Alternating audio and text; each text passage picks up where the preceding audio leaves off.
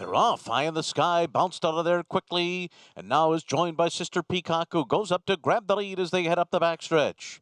And then it's Abyssinian to the inside, away running in second position, and moving up alongside is O'Keefe, who grabs that second. Every year, millions of people around the country tune in to watch one of the most popular forms of entertainment, racehorsing. What millions of people fail to see, though, is what happens after all of the glory in winner's circles. Old Friends at Cabin Creek is a non-for-profit, dignified retirement for thoroughbred racehorses run by a staff of incredible volunteers. The Bobby Frankel Division is located in Saratoga County and holds a host of retired horses, luxuriously living out their final years after the final stretch. Some of the factors, I think the biggest factor is probably a career-ending injury. That's a big factor. Another factor, they're just not winning, or they're not placing or showing. They're just not coming up on the board as getting a piece of the purse. And then some horses, after a period of time, just don't want to race anymore. Most racehorses have many different reasons for retirement. Some retire due to old age, yet others might retire due to certain career-ending injuries.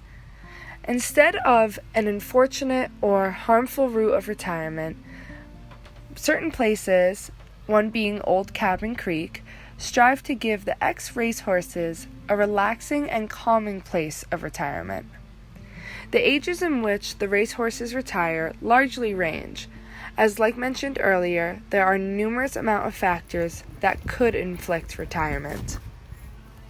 Some horses retired at Zippy retired at 13 from racing. I'm not sure how old he was when he came here, but he retired from racing at 13. I know another horse retired at 10, but sometimes they come here later because they've just had other owners, so that varies. All of the thoroughbreds at Old Friends at Cabin Creek Bobby Frankel Division come from unique racing backgrounds, but are loved and cared for every single day of their retirement. Has won multiple graded races, and he won one of his biggest graded races. He won at Hollywood Park in California with Julie Crone. You guys know Julie Crone? Maybe not. You're way too young to know Julie Crone, but very, very famous woman jockey. Very famous. From my day, 100 years ago. Right, Smokey? Right? Yeah. He's Smokey. He's very gentle. He's a good boy. I mean, when the volunteers get here, the horses are waiting to be fed their breakfast. So they'll have their breakfast, and sometimes they'll just walk around and take a nap, and just they'll communicate with the other horses. But it's a very leisurely life here for the horses. Some horses, unfortunately, can end up in horrible situations.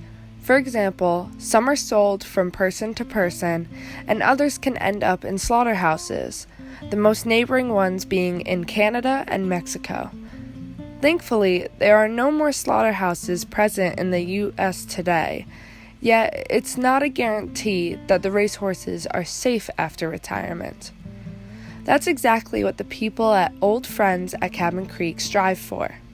They hope to give these retired racehorses a safe, healthy, and wonderful environment in which they will be able to live their last years of life to the fullest.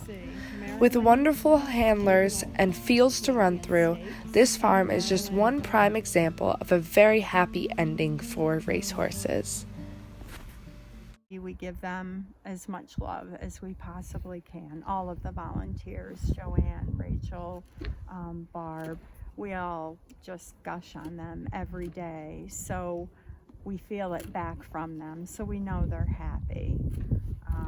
We believe that they're living a wonderful retired life in their last years. Thank you so much to Joanne and Mark Pepper at Old Friends at Cabin Creek, Bobby Frankel Division for allowing us to film and interview at your wonderful estate.